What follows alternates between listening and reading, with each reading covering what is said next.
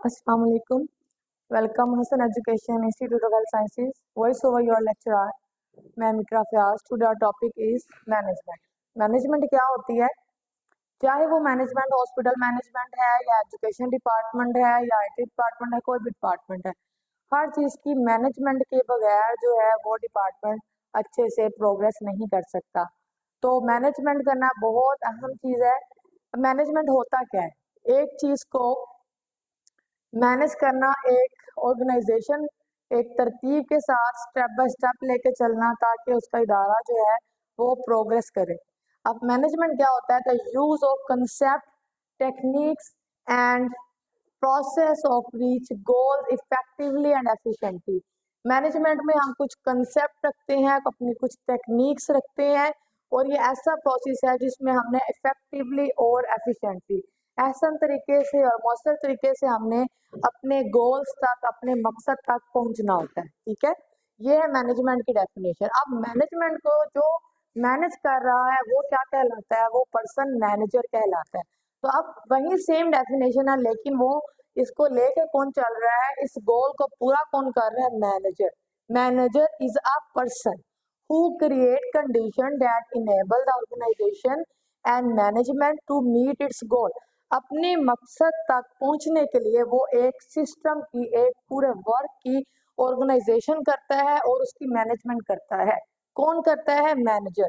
ताकि वो अपने मैनेजमेंट को अच्छे तरीके से इफेक्टिवली आसान तरीके से जो है वो सर अंजाम दे सके। उसके बाद कुछ फंक्शंस हैं मैनेजमेंट जिससे हमारी पूरी होती है, कुछ काम है जिससे हम मैनेजमेंट करेंगे और ये चीजें करेंगे तो हमारी मैनेजमेंट अच्छे तरीके से होगी। नंबर वन, चीजों की प्लानिंग करना। सबसे पहले हम, चाहे वो एजुकेशन डिपार्टमेंट है चाहे वो हेल्थ डिपार्टमेंट है, हमने पहले अपने काम की प्लानिंग करनी है। प्लानिंग के अकॉर्डिंग अगर काम किया जाएगा तो वो आपका बेहतर तरीके से जो है ना खत्म होगा।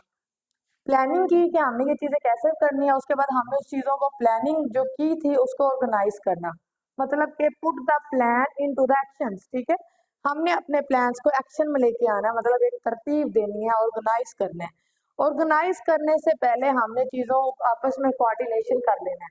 चाहे वो आपका जूनियर स्टाफ है चाहे आपका सीनियर स्टाफ है, उसको पहले आपस में कोऑर्डिनेशन, मशावरात होने चाहिए। उसके बाद आप चीजों को ऐसे तरीके से ज्यादा अच्छे से ऑर्गेनाइज कर सकते हो। ऑर्गेनाइज करने के बाद, कोऑर्डिनेट करने के बाद चीजें आपके कंट्रोल में आ जाती हैं। आपने अब चीजों को कंट्रोल में करना है, एक लिमिट में लेके आना है कि आज के दिन का इतना वर्क है, इस घंटे में ये काम खत्म होना है। मतलब एक पूरी प्लानिंग होती है, उसको हम उस लिहाज से कंट्रोल करते हैं। उसके बाद हमने जो प्लानिंग की थी, जो ऑर्गेनाइजेशन की, जो कोऑर्डिनेशन करने के बाद हमने कंट्रोलिंग की, तो वो इवेलुएशन एंड पे करनी है कि क्या हम वो सारे काम जो हमने प्लानिंग के मुताबिक ऑर्गेनाइज किए थे, क्या वो उसी तरीके से हो रहे हैं।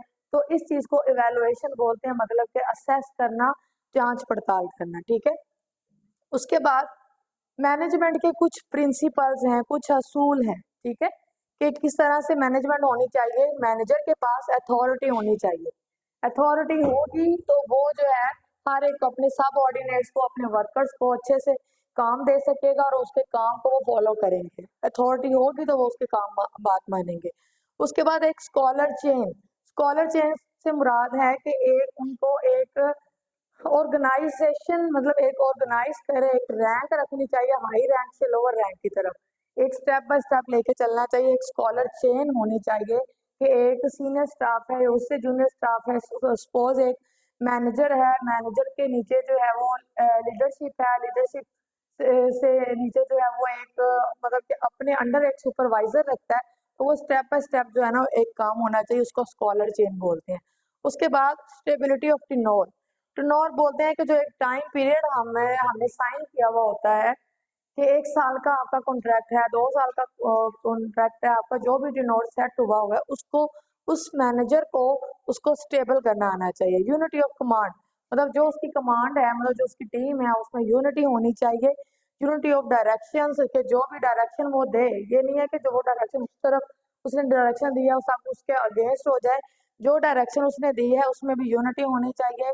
उसको ऑर्डर देना आना चाहिए और उसके सब ऑर्डिनेट्स को चाहिए तो उस ऑर्डर को ओबे करें, और डिसिप्लिन होना चाहिए। ठीक है, ये सारी चीजें मैनेजमेंट में आ जाती हैं।